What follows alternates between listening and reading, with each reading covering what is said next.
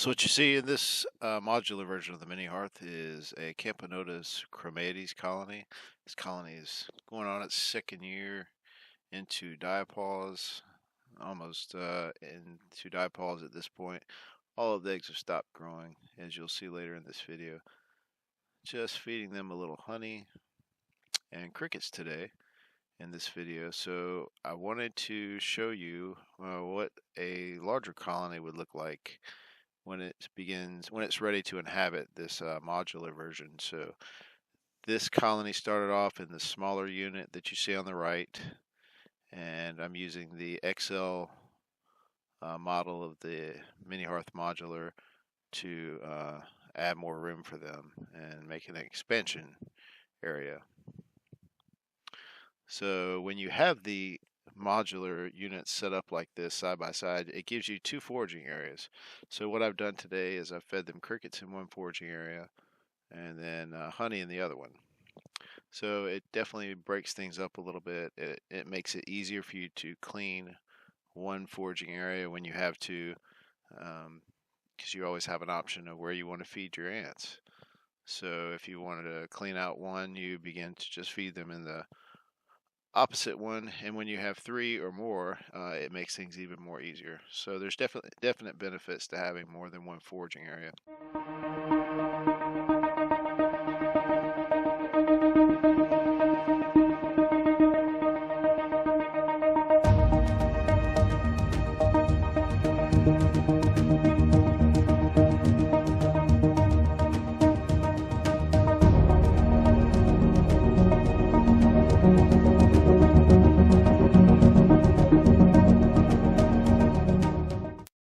So what you're seeing here is the queen. She's on the left side. She's hanging upside down, which is one thing I really love about the Mini Hearth and similar habitats, is that the ants can really utilize the sides and the top.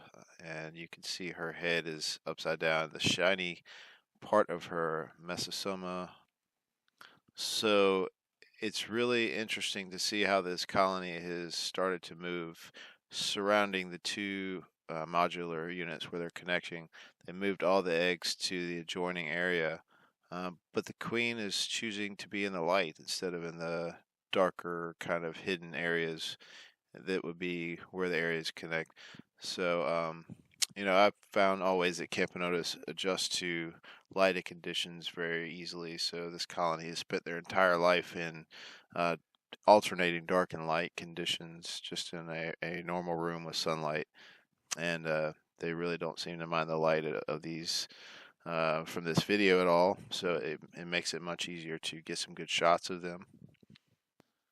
So here I wanted to show, this is the proper level. Watch this water tower filling up here, and it's going to stop here, right about 3/4 full. This is the proper level to keep your water tower at, or just a little bit under this.